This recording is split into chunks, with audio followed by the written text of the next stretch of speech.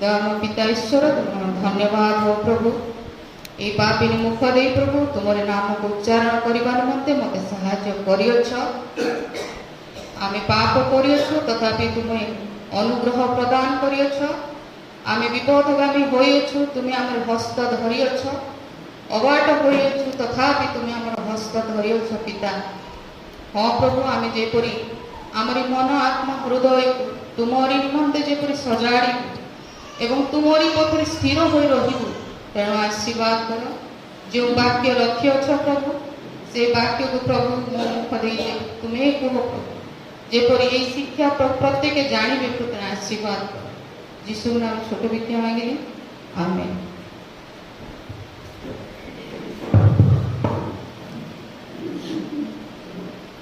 आज टेक्स्ट हमें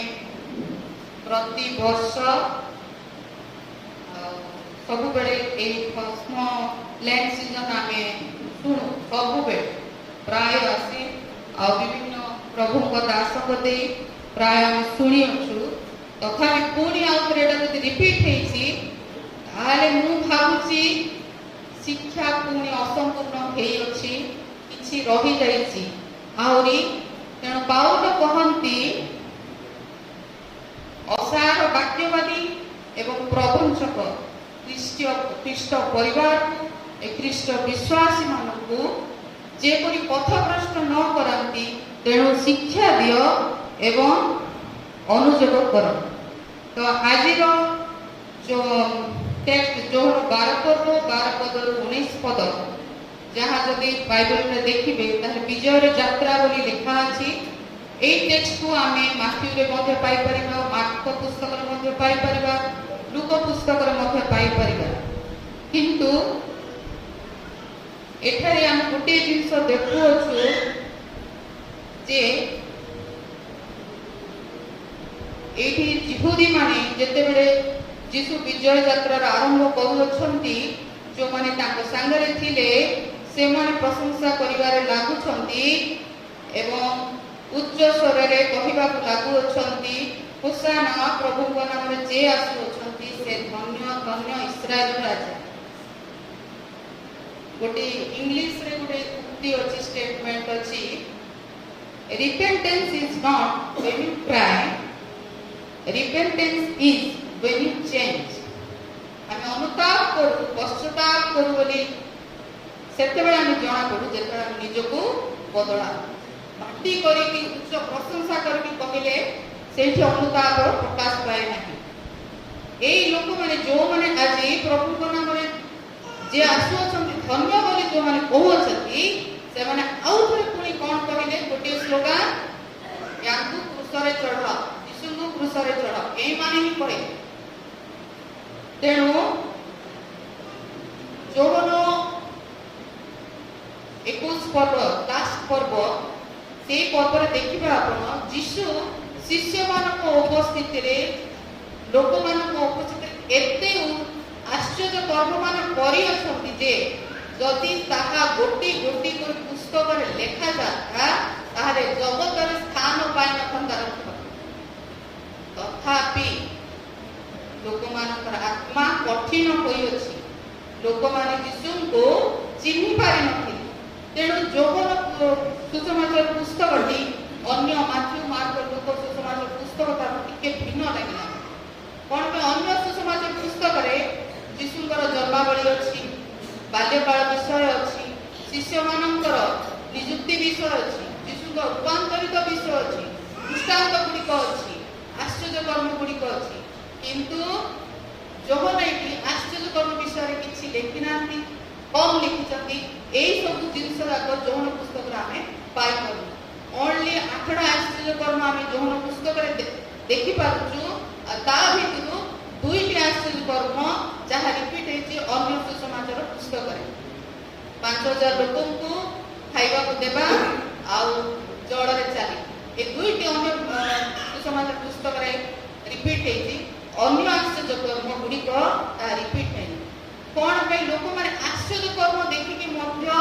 परिवर्तन हेइ नथिले यीशु को चिन्हि पारि न। तेणु जो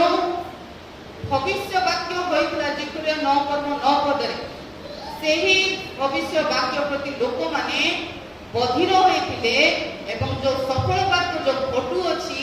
ଯୀଶୁ ଗଦ ଶାବକ ଉପରେ ବସି ଯିବେ ବିଜୟ ଯାତ୍ରା ଆରମ୍ଭ କରିବେ ବୋଲି ସେଇ ବାକ୍ୟ ସଫଳ ବାକ୍ୟ ପ୍ରତି ସେମାନେ ଅନ୍ଧ ହୋଇଅଛନ୍ତି। ସେମାନଙ୍କର ଆତ୍ମା କଠିନ ହୋଇଛି, ସେ ତେଣୁକରି ସେମାନେ ଜାଣିପାରୁନାହାନ୍ତି। ଯୀଶୁ ନିଜର ବିଜୟ ଯାତ୍ରାକୁ ଜନସାଧାରଣଙ୍କ ମଧ୍ୟରେ ରହି ଯିବାକୁ ଚାହୁଁଥିଲେ। ସେ ଧାର୍ମିକ ନେତା ଫାରୁସୀ ସାଧୁକୀ ଶାସ୍ତ୍ରୀ ବ୍ୟବସ୍ଥା ଶାସ୍ତ୍ର ମାନଙ୍କ ଦେଇ ସେ ଯିବାକୁ ଚାହୁଁନଥିଲେ। ଯୀଶୁ ଜନସାଧାରଣଙ୍କ ମଧ୍ୟରେ ଯିବାକୁ ଚାହୁଁଥିଲେ। ଏଥିପାଇଁ କଣ ପାଇଁ ସେ ସମୟ ହେଉଛି ନିସ୍ତାର ପର୍ବ। ଯୀଶୁଙ୍କ ଶେଷ ସପ୍ତାହ ଏ ଜଗତରେ ଆଉ ନିସ୍ତାର ପର୍ବର 6 ଦିନ ଆଗରୁ ତାଙ୍କ ଯାତ୍ରା ଆରମ୍ଭ ହୋଇଅଛି। ଆଉ ସେଇ ସମୟରେ ଯିହୁଦୀ ମାନେ ସାଧାରଣତଃ ନିସ୍ତାର ପର୍ବ ସକାଶେ ଜେରୁସାଲେମ ମନ୍ଦିରକୁ ଗୋଟେ ମେଷ ନେଇକି ଆସିଥାନ୍ତି ଆଉ ବଳିଦାନ ସକାଶେ। ଆଉ ସେ ମେଷକୁ ସେମାନେ 3 ଦିନ ନିଜ ପରିବାର ସହିତ ସେ ମେଷ ଗୁଡ଼ିକ ରଖିଲେ। ଯୀଶୁ ନିଜ ପରିବାର ମାନେ ଜନସାଧାରଣଙ୍କୁ ବାଛିଲେ, ସେ ଧାର୍ମିକ ନେତା ମାନଙ୍କୁ ବାଛିନାହାନ୍ତି। କଣ ପାଇଁ? ସେ ଧାର୍ମିକ ନେତା ମାନେ କେବଳ ବ୍ୟବସ୍ଥା ହିଁ ଲୋକମାନଙ୍କ ଉପରେ ଲଗୁଥିଲେ, ଏହା କର ନାହିଁ ତାହା କର ନାହିଁ, କିନ୍ତୁ ଯୀଶୁ କହୁଥିଲେ କଣ କରିପାରନ୍ତି। ଆଉ ସେ ଧାର୍ମିକ ନେତା ମାନେ ଗୋଟେ ପ୍ରତିବନ୍ଧକ ବ୍ୟବସ୍ଥା ଅନୁସାରେ ଗୋଟେ ପ୍ରତିବନ୍ଧକ ବାହାଲେ ଏଇଟା ତମେ କରିଅଛ, ଏଇଟା କରିପାରିବନି, ଗୋଟେ ପ୍ରତିବନ୍ଧକ ରଖୁଥିଲେ। କିନ୍ତୁ ଯୀଶୁ ସେ ପ୍ରତିବନ୍ଧକକୁ ହଟାଉଥିଲେ। ଯୀଶୁ କିନ୍ତୁ ଏଥର ଯେତେବେଳେ ଏଇ ଯିହୁଦୀ ମାନେ ଯେତେବେଳେ ସେ ପ୍ରଶଂସା କରୁଥିଲେ, କିନ୍ତୁ ଯୀଶୁ ଯେତେବେଳେ ବି ଆଶ୍ଚର୍ଯ୍ୟ କର୍ମ କରୁଥିଲେ, ସେ କହୁଥିଲେ କାହାକୁ ଯାଇକି କୁହ ନାହିଁ। କିନ୍ତୁ ଏଥର ସେ କହୁଅଛନ୍ତି ତମେ କୁହ, ପାଟି କର, ସମସ୍ତେ ଜାଣ। କଣ ପାଇଁ? ଅନ୍ୟ ବାହାରୁ ମଧ୍ୟ ଯିହୁଦୀ ମାନେ ସବୁ ଆସିଥିଲେ। ଜଷ୍ଟ 10 ପର୍ବ 11 ପର୍ବ 10 ପର୍ବ 11 ପର୍ବ ଦେଖୁଥିବେ, ସେତେବେଳେ ଲାଜାରକୁ ସେ 4 ଦିନ ମୃତ୍ୟୁ ମୁଖରୁ ସେ ଉଠାଇଥିଲେ। ସେଇ ସମୟରେ ସେମାନେ ମଧ୍ୟ ସେଇ ଯିହୁଦୀ ମାନେ ମଧ୍ୟ ଥିଲେ। ତ ଯେତେବେଳେ ଫାରୁସୀ ମାନେ ଶୁଣିଲେ ଏଇ ଏତେ ପ୍ରଶଂସା ପାଉଅଛି, ସେତେବେଳେ ଫାରୁସୀ ମାନେ କହିଲେ ଏମାନଙ୍କୁ ପାଟି ବନ୍ଦ କର। କିନ୍ତୁ ଯୀଶୁ କହିଲେ ଏମାନଙ୍କୁ ଯଦି ପାଟି ବନ୍ଦ କରିବ ତାହେଲେ ପଥର ଗୁଡାକ ପାଟି କରିବେ। ତ ଯୀଶୁ ଆମେ ଦେଖୁଛୁ ଏଠି ଯୀଶୁ ଗୋଟେ ଗଧକୁ ବାସିଲେ, ବିଜୟ ଯାତ୍ରାରେ ଗୋଟେ ଗଧକୁ ବାସିଛନ୍ତି ନାଇଁ। ତେଣୁ ଏଇ ବିଜୟ ଯାତ୍ରାକୁ ମୁଁ ନାଁ ଦେଇଛି resilience victory of Jesus. Resilience ମାନେ ନମନୀୟତାର ବିଜୟ ଯାତ୍ରା। ନମନୀୟତା, ନିରବତା ଆଉ ନମ୍ରତା, ଯାହା ପାଇଁ ନମନୀୟତା ସେ ତାହାର ବିଜୟ ଯାତ୍ରା। ନିରବତା ନମ୍ରତା ଆମେ ଲକ୍ଷ୍ୟ କରୁ ଯୀଶୁଙ୍କ ଜୀବନରେ। ତ ସେ ଗୋଟେ ଗଧକୁ ବାଛିଲେ। 2 ଶିଷ୍ୟକୁ କହିଲେ ଯାଅ, ଅନ୍ୟ ଟେଷ୍ଟରେ ଲେଖା ହେଇଛି ଗଧ, କେଉଁ ଟେଷ୍ଟରେ ଲେଖା ହେଇଛି ଗଧ ଆଉ ଗଧ ଶାବକ 2ଟା ଥିଲା, ଆଉ କେଉଁ ଟେଷ୍ଟରେ ଖାଲି ଲେଖା ହେଇଛି ଖାଲି ଗଧ। ତ 2 ଶିଷ୍ୟକୁ କହିଲେ ସେଠାରେ ଗଧ ଆଉ ଗଧ ଛୁଆ ବନ୍ଧା ହେଇଛି, ଗଧ ଛୁଆକୁ ଫୁଟାଇ ଆଣ। ଯଦି କେହି ପଚାରିବ ତାହେଲେ କହିବ କି ଏଠାରେ ପ୍ରଭୁଙ୍କର ପ୍ରୟୋଜନ ଅଛି। ତ ଗଧ ହଉଛି ଗୋଟେ ଭାରବାହକ ପଶୁ, ବିଷ୍ଟ ବଡ ଭାରବାହକ ପଶୁ ମଧ୍ୟରେ ଓଟ ବି ଅଛି, ତାପରେ ଘୋଡା ବି ଅଛି, ଆଉ ଗଧ ବି ଅଛି, ଅନ୍ୟ ଜନ୍ତୁ ମାନେ ଯୋଉ ହାତୀ ବି କହିପାର। କିନ୍ତୁ ଯୀଶୁ କାହିଁକି ଗଧକୁ ବାଛିଲେ? ଗଧର ଚରିତ୍ର ଯଦି ଆମେ ଟିକେ ଦେଖିବା, ତାକୁ ଯଦି ଗଧକୁ ଆମ ସାଧାରଣ ନଲେଜ କଣ, ଗଧ ମାନେ କଣ ବୋଲେ ବେଶୀ ଖାଉଥିବ ଖାଲି, ନହେଲେ ବେଶୀ ଗଧ ବେଶୀ ଖାଇବନି, ସେ ଗଡୁ କିନ୍ତୁ ବେଶୀ ଖାଇବନି। ଆଉ ଗଧର କିଛି କ୍ୱାଲିଟି ମଧ୍ୟ ଅଛି। ତାର ମାଲିକ ଯଦି ତାକୁ ସୂତାରେ ବାନ୍ଧିଥିବ ସେ କୁଆଡେ ଘୁଞ୍ଚିବନି, ଯୋଉ ପର୍ଯ୍ୟନ୍ତ ସେ ମାଲିକ ଅନ୍ୟ ଜଣଙ୍କୁ ମାନେ ସମର୍ପଣ ନ କରିଛି ସେ କୁଆଡେ ଘୁଞ୍ଚିବନି, ସେତେ ଆଜ୍ଞା। କିନ୍ତୁ ଯୀଶୁ ଗଧକୁ ବାଛିଲେ, ଯେତେବେଳେ ତାକୁ ପିଟା କଲା, ତାହେଲେ ସେ ମାଲିକ ଯେତେବେଳେ ପଚାରିଲା ଆଉ କୁଆଡେ ନଉଛ ନା, ଏଇଟା ଗୋଟେ ପ୍ରଭୁଙ୍କ ପ୍ରୟୋଜନ ଅଛି, ସେ ଗଧ ଆରାମସେ ଗଲା, ବନ୍ଧନ ମୁକ୍ତ ହେଲା ଭଳିଆ ଗଲା, ଆରାମସେ ଗଲା, ଛାଟି ପିଟି ହେଇନା। ଗଧ ହଉଛି ଆଜ୍ଞାକାରୀ, ଆଉ ସେ ଗୋଟେ ଭାରବାହନ ବହନକାରୀ ପଶୁ ମଧ୍ୟ। ତ जीशु सेमानकु बाछंती अबाटो मानकु बाछंती बाटुआ मानकु बाछंती जे नम्र होला किछि छाटीपिटी हेनी आराम से कर आउ लोक मन जीशु जते बेले ता ऊपर बसिले लोक माने निजर मूल्यवान वस्त्र सब पकाइले ता ऊपर के जाने गध चले जीशु गध चले मान्य के पाए जीशु पाइले कि गध पाइले से गध होची luckiest donkey in the world से जीशु जो एरिया कथा को मरुमांचल अंचल गुड़िक से बहुत गध किंतु जीशु बाजले से घर को जीव से घर गध तमे आनिब जीशु आम घर को बाछी अछंती कि सब स्टार लगे कि क्रिसमस सेलिब्रेशन करबा घर गुड़िक जीशु जन्म हुअंती नाही से घरे जन्म हुअंती जो माने जीशु जब शीत रे पड़ुतले जो माने कपड़ा जाक ताकू घोड़ाई से मानको घरे जीशु जन्म होइछंती जते जीशु बिना ठंडा पानी मांगिले जो माने देय जीशु चूज करंती जो माने आज्ञाकारी होंती से मानको ही चूज करंती जो माने भार वहन करबा निमंते सक्षम अटंती से मानको प्रभु डाकंती आउ आज गध जीशु को बहन करिकी से मान्य पाउछ मान सम्मान पाउछ आ जीशु को जे बोही नबो से ही मान सम्मान पाए तो हम गध बाकी नाई गध बाकी गधर कान पर ठिया ठिया आइ दिबो नै गध रे बसे कि तमान विजय यात्रा करो करके जीवो चांस नहीं किंतु गधर चरित्र तुल्य हेबार अछि तो मु टिके देखिली गध विषय टिके देखिली से माने भार वहन करबा सक्षमता 60 माने 60 रु 75 केजी क्षमता আছে भार वहन करिया माने राजस्थान एरिया मान करे सारे नोमैड पीपल माने जाजावर मान जो अछंती से माने गध को भार वहन सका से व्यवहार करंती आउ से माने गोटे थर माने ता ऊपर भार बाली इटा नदी की ताकू यूज करंती हला ताकू गोटे थर बहाई दिथिबो सीधा जाई सेठी जाई पके बोले सेठी ही पकेबो जाई इटा हो बाली निजे जीव निजे आनी हला तो गधर कैपेसिटी होती 24 रु 30 टा इटा बोलबा पई 60 रु 75 केजी उठेबा पई से 400 रु 600 केजी को 600 केजी लोड टाणीबा पई मतो तार क्षमता अछि आउ डिफिकल्ट सिचुएशन डिफिकल्ट एनवायरनमेंट माने प्रतिकूल परिवेश रे मध्य जेमति कि बेसी हाई टेम्परेचर उच्च ताप हेले कि लो क्वालिटी फूड हेले कि लो रेनफॉल कम वर्षा हेले भी से निजो को संभाली के रखी पारि आ समस्त माने विशेष कर बुढ़ाबुढ़ी मान मध्य से निज इच्छा सहित से बहन करके नहीं किंतु घोड़ा सेति की पेशेंस नहीं घोड़ा रे गरम रे ताको एति ये करबा कंपेयर टू आ तार गोटे क्वालिटी अछि ता मेमोरी शक्ति भलो अछि भलो स्मृति भी जेमति मन रखिबो खराब स्मृति भी से भलो से मन रखिबो आ तार स्पेशलिटी होची जोटा कॉन्सेप्ट मन करो जोटा के असुरक्षित मन करबो सेठी से केबे जीवो नै ला तेणु करी तुम आपण माने ट्रस्ट कंपनी पर्सन साथी बोली मध्य नहीं पारती कौन से असुरक्षित जागा से केबे जीवन है आउ तार पेशेंस भी अछि रेस्पोंसिबिलिटी मध्य अछि ट्रस्ट कंपनी भी अछि डिटरमिनेशन भी अछि सटीक निष्पत्ति मध्य ने कोन करबी कोन ना तो गध आज्ञाकारी होई कि से जीशु को सहित कर तो आम मान को मध्य जदि पुरातन नियम गुडी करे देखिबो तो अनेक व्यक्ति आज्ञाकारी होई अछि रिसाइलेंस विक्टोरी ऑफ जीसस बोले ए विक्टोरी ता कोनोसी ए जयटा कोनोसी सुधर परिस्थिति रु नै कि प्राकृतिक विपर्यय परिस्थिति रु नै कि कोनोसी पैंडेमिक बा महामारी रो परिस्थिति रु नै कोनोसी राजनीतिक परिस्थिति रु विजय लाभ करिबार नै रिसाइलेंस माने कैपेबिलिटी माने कोनोसी प्रतिकूल अवस्था रे मध्य दृढ़ता सहित से प्रतिकूल परिवेश को परिस्थिति पार को करी निजे से विजय रे जीवा से कष्ट अछि जंत्रणा अछि तथापि दृढ़ता सहित स्टांड से बाहे जीशु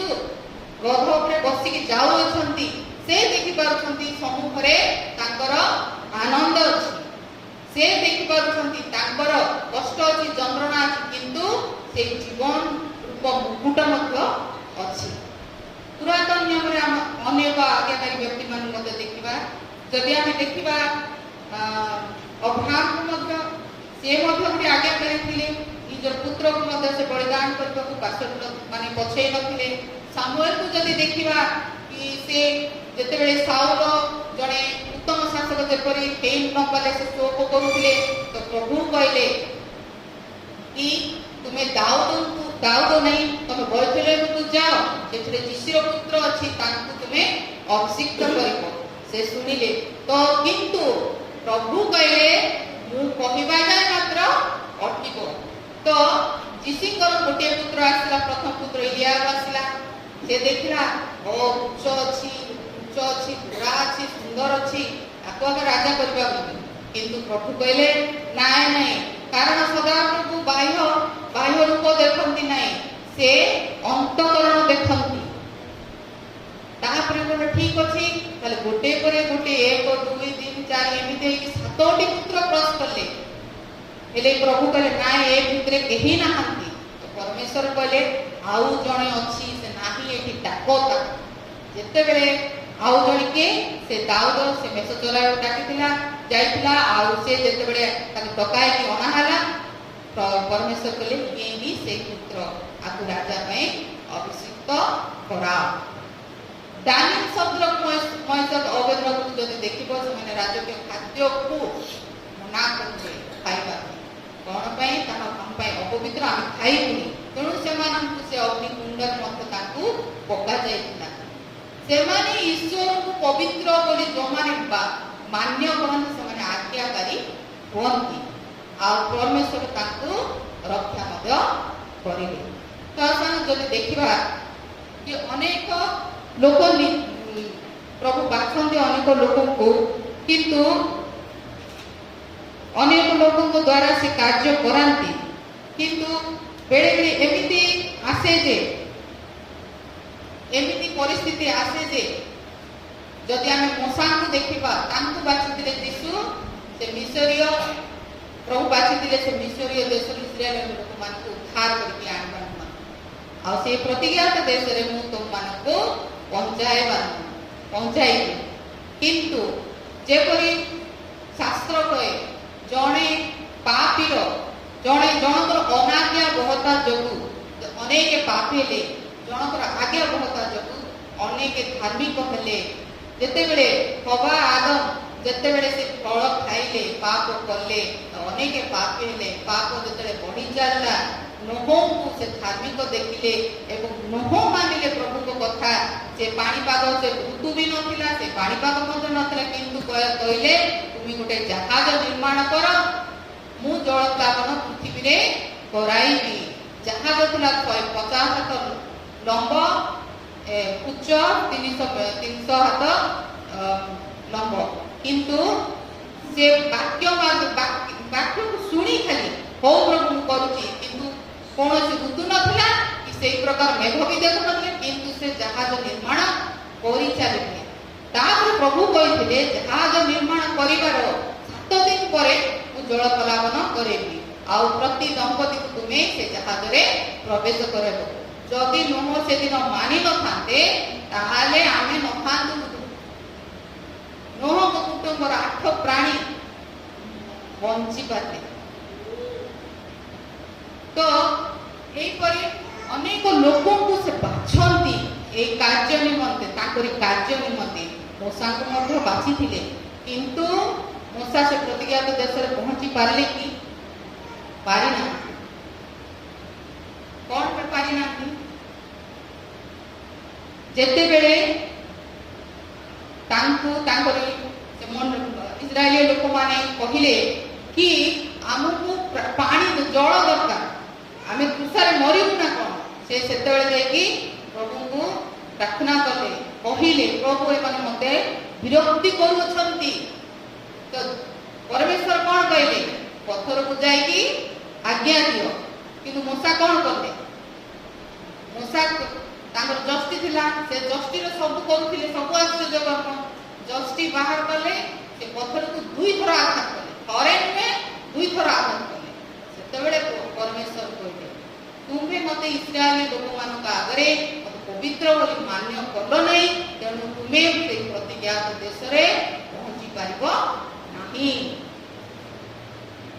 ଆମେ ପ୍ରଭୁ ଆମକୁ ବାଛନ୍ତି, ଅନେକ କାର୍ଯ୍ୟ ତାଙ୍କ ଦ୍ୱାରା ଆମକୁ କରାନ୍ତି। ଆଉ ଆମେ ଯେତେବେଳେ ଧନ ମାନ ସମ୍ମାନରେ ବଢ଼ିଯାଉ, ସେତେବେଳେ ଆମେ ନିଜକୁ ନିଜ କ'ଣ ହବ? ଆମେ ନିଜେ ନିଜେ ସୃଷ୍ଟି ପ୍ରଭୁ ସୃଷ୍ଟି କରିବାଟା ଭୁଲି ଯାଉ। ଆମେ ଭାବୁ ଆମେ ନିଜେ ନିଜେ ସୃଷ୍ଟି ହେଉ। ସେହି ସମୟରେ ପରମେଶ୍ୱର କ'ଣ କରନ୍ତି? ପଥର ବଟନ, ବିରତିର ବଟନ ପ୍ରେସ୍ କରନ୍ତି, ନହେଲେ ଷ୍ଟପର ବଟନ ଦବାନ୍ତି, ନହେଲେ ବିରାମର ଚିହ୍ନ ଦେଇଦିଅନ୍ତି। ତ ଷ୍ଟପର ବଟନ ମୂଷାକୁ ଲାଗି ଯାଇପାରିବ। ବିରତିର ବଟନ ଜଣକୁ ଲାଗିଥିଲା, ସେ ହେଉଛି ବିଲିୟମ। ବିଲିୟମକୁ ମଧ୍ୟ ଆଶୀର୍ବାଦ ହୋଇଥିଲା। ସେ ଯେତେବେଳେ ବାଲାକ ଯେତେବେଳେ ତାକୁ କହିଲା, ବିଲିୟମକୁ ସେଇ ଆଶୀର୍ବାଦ ହୋଇଥିଲା, ସେ ଇସ୍ରାଏଲ ନଥିଲା, ତଥାପି ସେ ଯାହାକୁ ଅଭିଶାପ ଦେଉଥିଲା ସେମାନେ ଅଭିଶପ୍ତ ହେଉଥିଲେ। ସେ ଯାହାକୁ ସେ ଆଶୀର୍ବାଦ କରୁଥିଲା ସେମାନେ ଆଶୀର୍ବାଦ ପାଉଥିଲେ। ଯେତେବେଳେ ମୋଆବ ଦେଶ ବାହାରେ ଯେତେବେଳେ ଇସ୍ରାଏଲୀୟ ଲୋକମାନେ ଛାଉଣି ବସେଇଲେ, ସେତେବେଳେ ବାଲାକ ରାଜା ପୁରା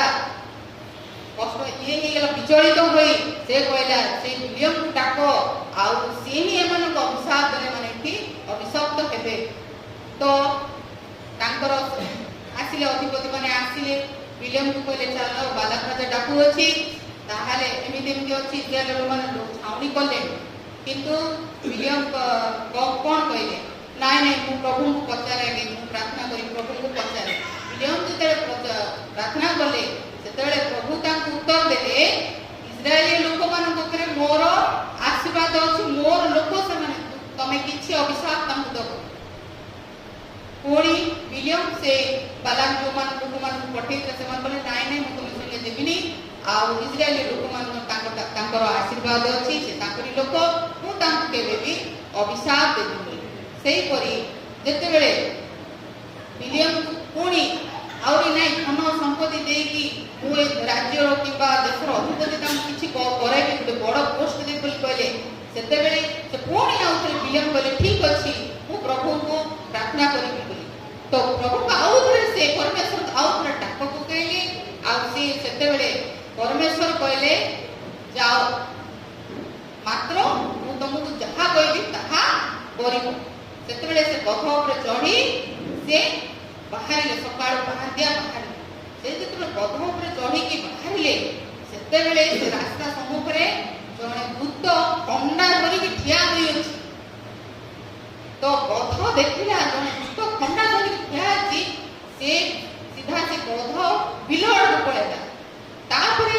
ତାକୁ ବାଡ଼ି ବାଡ଼ି ପୁଣି ଆଣିଲା ବିଲିୟମ ରାସ୍ତା ଉପରକୁ। ତାପରେ 2 ପ୍ରାଚୀର ମଧ୍ୟ ଦେଇକି ସେ ଗଧ ଗଲା। ସେ 2 ପ୍ରାଚୀର ମଧ୍ୟ ଦେଇକି ଯେତେବେଳେ ଗଲା, ସେତେବେଳେ ମଧ୍ୟ ସେ ଦେଖୁଛି ଭୂତ ଗୋଟେ ଖଡ଼୍ଗ ଧରିକି ଠିଆ ହେଉଛି।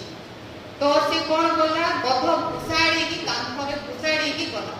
ସେତେବେଳେ ମଧ୍ୟ ବିଲିୟମ ସେ ଗଧକୁ ମାରିଲା। ହଁ, ପ୍ରହସନ କରୁଅଛୁ କି?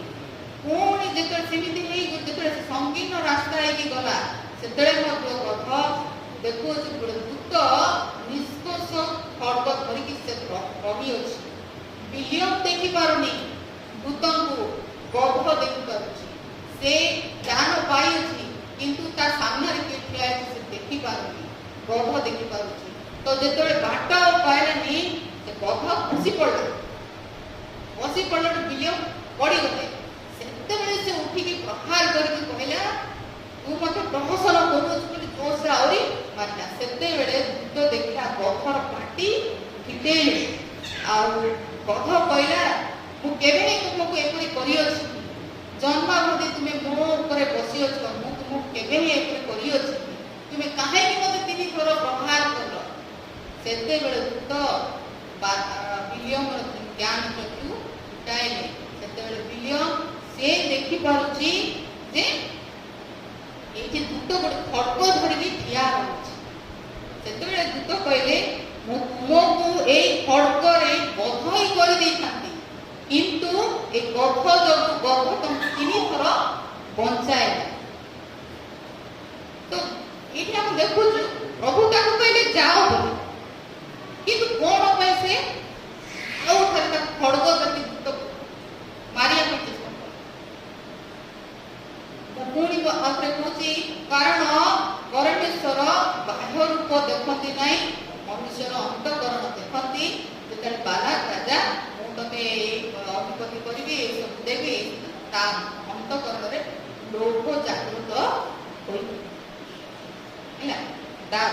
अंतकरण रे लोभ जागृत होई तो अनेक अनेक धार्मिक मानक आज्ञाबहता द्वारा अनेक मध्य धार्मिक हेले जेपरी एबे मदर ऑफ ओबिडियन कहले मेरी को कहबी मरियम को कहबी से किंतु जेतेबे तांकु कहाला तुमे जब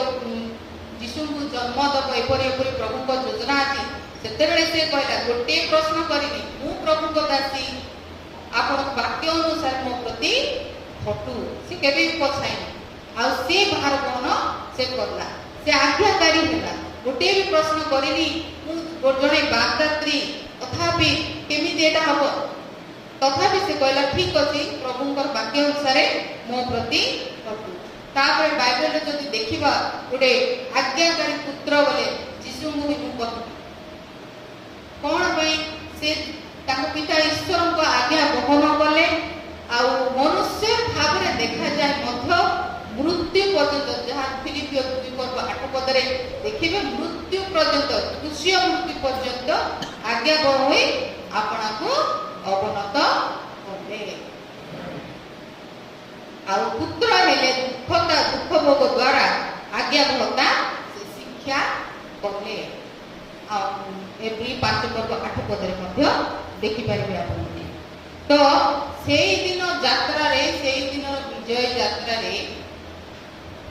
आमे 4 प्रकार लोक को देखि पारो गोटे हला लाजार जते बेले मृत्यु मुख उठिले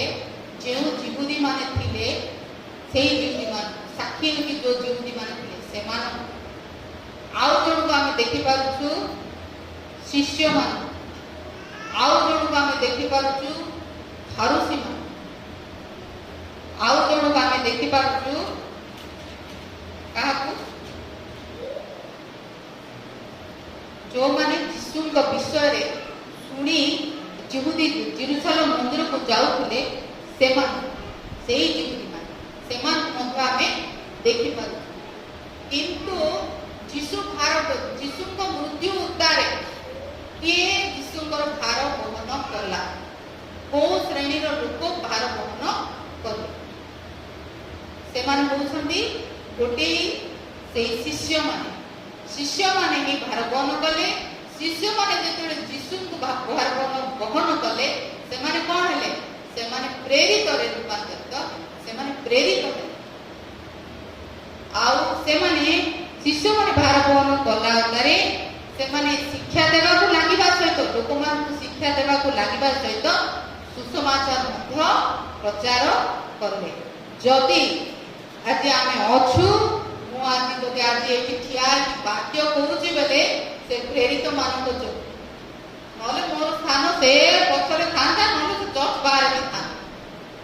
जदि से शिष्य माने प्रेरित होई न थाते आज ए मंडली गठित होई न था से मान जदि से धार्मिक नेता माने से मान को ताड़ना करूथिले यंत्रणा दउथिले जेल रोथिले मारुथिले आ गोटे कथा कहूथिले ए वाक्य प्रचार करबाटा बंद करो से माने कोन कहउथिले यीशु ही ईश्वर को पुत्र तांको ठारे ही अनंत जीवन ए कहिबाटा बंद तथापि से माने चापी नंदी से माने कहि चलले आ आज गोटे गोटे मंडली आमे गठन करि पारछु तो जागतिक हिसाब रे मंडली बालक प्राचीन भार वहन करिथांती परिवार हिसाब रे पितामाता भार वहन करिथांती मंडली प्राचीन बालक प्राचीन मान दायित्व मध्य रहुची जे से माने मंडली किपरि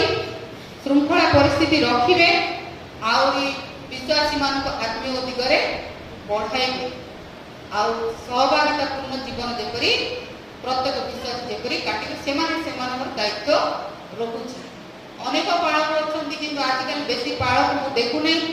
जो मीटिंग गले खाली बिशप मान तैयारी समस्त पूरा बिशप दौड़ अछंती बेसी बिशप लाइन हेगी थिबे खाली से जहाँ हो तांको बड़ भार माने दिया हेछि तेणु करी ताहा से माने करंती अन्य बालक माने अछंती जो माने प्रचार मत करंती माड़ भी खाइछंती जेल भी जाइछंती एबर जाइछंती कष्ट भी सही आ विश्वासी मानक भार मत अछि केवल बालक प्रतिदिन मानकर भार नै विश्वासी मानकर भार अछि सहभागिता रखिबाटा परस्पर भार गालतीय 6:2 रे अछि परस्पर भार वहन कर जहाँ कृष्ण व्यवस्था सफल करे आम लिटरेरी पूरा लिखुचु नहीं से परस्पर भार वहन कर बोले पूरा व्याकरण अनुसार से ता कांग ऊपर पके तो ये ता कांग ऊपर पके तो मात्र सीधा चल करते केते लेफ्ट जाऊ तो केते राइट जाऊ कोन करे सीधा चली पड़नो नाही से मु तार भार नहीं से मोर भार नहीं तेन को चली पर सेमिति नहीं परस्पर भार वहन कर बोले एया नहीं जे पापर सहभागी हो जदि जन पाप करूची ताकू तागिद करो ताकू शिखा ताकू भल मत शिखाओ हैला पर आरो परिवार मध्य पिता माताଙ୍କର भार वहन रहुची जहाँ मु कहिबी निश्चय कहिबी पिता माता पिला मानकर जो भार वहन करंती केवल पिला मानकर जन्मदाता पिता माता हेबा सहित जण अभिभावक हेबा होची आ उत्तम साथी मध्य हेबा उचित। आजिकल हम पिता माता मॉडर्न पिला माने हम कोन भाबुचु पिला माने बड़ हेइलेनी आउ से मानु जाओ जदी बुली से माने आसीबे नै कि केते पिला फेरी संते घर बाहर जाय संध्या बेले केते पिला फेरी पिला मन उत्तम साथी हो बड़ हेले भी आमे 15-16 इयर्स हे गेला बोले तो बड़ हेला पिला ता दायित्व से नबो नै कि नबो तो पिला एबे जो हम रायडा इंसिडेंट हला सिंधीगुड़ा डैम रे पिला मरि गेला तो से तार मां पाकू कहि देला मु क्रिकेट खेलिबा जाउची 10 जण पिला गले 9 जण खेलले जणे फेरिनी बढ़िया पिला मात्र पूरा सामाजिक बहुत हेल्प करे बहुत भलो पिला भलो ज्ञान किंतु पिला विपद को मत जाउची बोले पिला तू सुनंतु जेतबेले जानंतु से कोटु जदि विपद को जाउची बोले तू सुनंतु ताहाले जेतबेले से विपद आड़ जाई थिबो आमे सेठी पहुंची जाइतो ताकू टाणी आनिबा तार भलो भी सुनंतु तार मंद भी सुनंतु आजिकली साधारणतः जेतबेले आमे कहू जे पिला को एहा करने सेहा करने तथापि से माने करू थांती नै तथापि सुनंतु से सुविधा ठीक अछि तो एई परि जीसु जेतेबेले आ जगतर पापर भार से निज ऊपर नेले ताहा आमे आदि परित्राण पाइछु तो आमे नम्रतार सहित नम्रता होते एपरी जे से आज्ञाकारी कराए ईश्वर ठारे भय देखाए एवं आमान को धैर्य मध्य दिए हला तो नम्रतार जीवन आमे काटिबार सहित ता नम्रतार जीवन काटिबार सहित आमान को मध्य प्रभु कोन करांती आज्ञाकारी करांती आ जो माने आज्ञाकारी होती प्रभु तांको आशीर्वाद दियंती जहाँ में आदि पुस्तक पाइबा सेठी ईश्वर ताको वंश जाति समूह को आशीर्वाद कले जो माने आज्ञाकारी हेले आ जो माने नियम ताकर आज्ञा पालन कले से माने को संचित धन हेले से माने को से विश्वास माने एक संचित धन हेले तो आमे समस्त विश्वासी मान निकट रे एक आदर्श विश्वासी पार्टी समस्त विश्वासी मान निकट रे मु केवल कहूनी क्रिश्चियन मान निकट रे एक समस्त विश्वासी मान निकट रे एक आदर्श विश्वासी पार्टी जेपरी प्रत्येक विश्वासी से ही ईश्वर द्वितीय आगमन को अपेक्षा करू। ଆଚରଣ ସହିତ ଆମେ ରହିବାର ଅଛି। ପ୍ରଭୁ ଏ ଅଳ୍ପ ବାକ୍ୟରେ ଆମକୁ